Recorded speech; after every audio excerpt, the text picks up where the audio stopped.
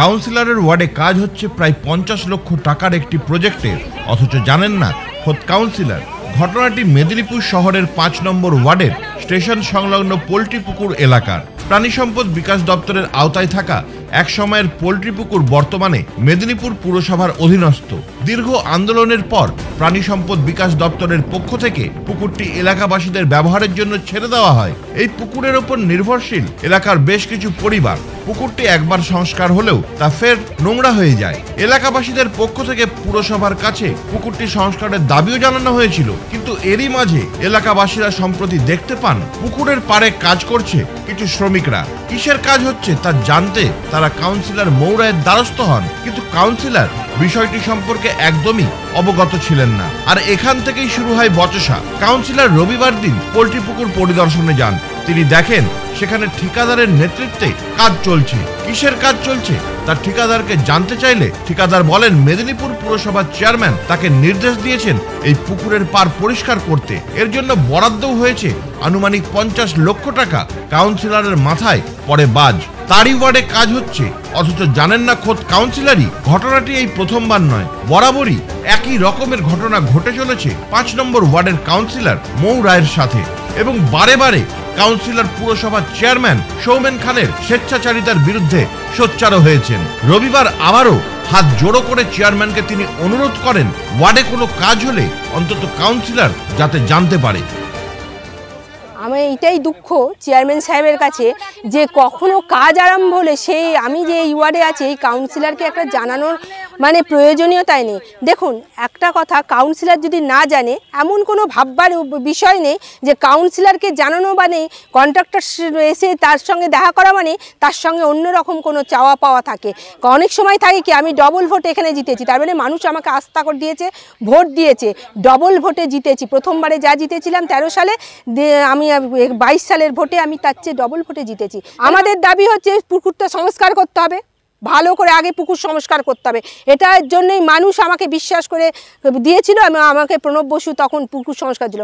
আগে পুকুর সংস্কার হবে, তারপরে বিউটিফিকেশান, আমরা যা আগে দাবি ছিল বিউটিফিকেশান হবে। এখানে বাচ্চাদের খেলার মাঠ নেই, একটা পরিষ্কার পরিচ্ছন্ন জায়গা হবে যেখানে বয়স্ক মানুষরা এসে হাঁটাচলা করতে পারবে, বাচ্চারা খেলতে পারবে, পরিবেশটা সুন্দর হবে। তার জন্যেই আমাদের দাবি ছিল, আগেও ছিল, এবং সেই দাবি অনুযায়ী বিউটিফিকেশানের টাকা নিয়ে এসেছিলেন প্রণববাবু। কিন্তু আপনারা জানেন অনেক টাকার কাজ এটা, সেই টাকা খরচ করেছিলেন, তারপরে আবার টাকা দ্বিতীয় ফেজে এসছে। দ্বিতীয় ফেজের কোনো ব্যাপারটাই আমরা জানি না।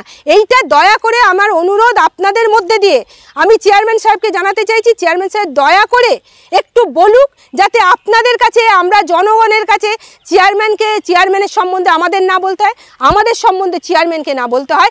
জনগণের সঙ্গে আমাদের চেয়ারম্যানের একটা সুসম্পর্ক বজায় থাকুক, এই অনুরোধটা আপনাদের মধ্যে দিয়ে আমি চেয়ারম্যান সাহেবের কাছে পৌঁছে দিতে চাই।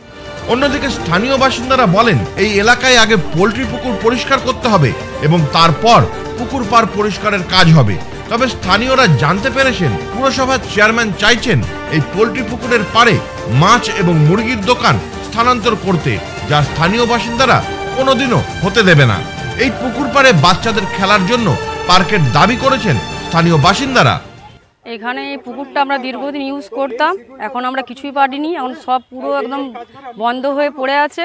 কিন্তু এখন শুনছি যে লোকের মুখে যে এখানে মুরগি দোকান, মাছ দোকান হবে, এগুলো কিন্তু করার দেওয়াটা উচিত নয়, এগুলো বন্ধ করা হোক। ছোটো ছোটো বাচ্চাদের পার্ক হলে এখানটায় আমরা মানে সুন্দরভাবে আমাদের বাচ্চারা খেলতে পারবে, থাকতে পারবে, আমরাও ভালো থাকতে পারবো। না তো এই আবর্জনা নোংরা সব ফেলা হবে, এগুলোতে দুর্গন্ধ হয়ে আমাদের বাচ্চারা অসুস্থ হবে। এর ইতিহাস আছে, এটা ছিল প্রাণী সম্পদ বিকাশ দপ্তরের আন্ডারে প্রজেক্টের।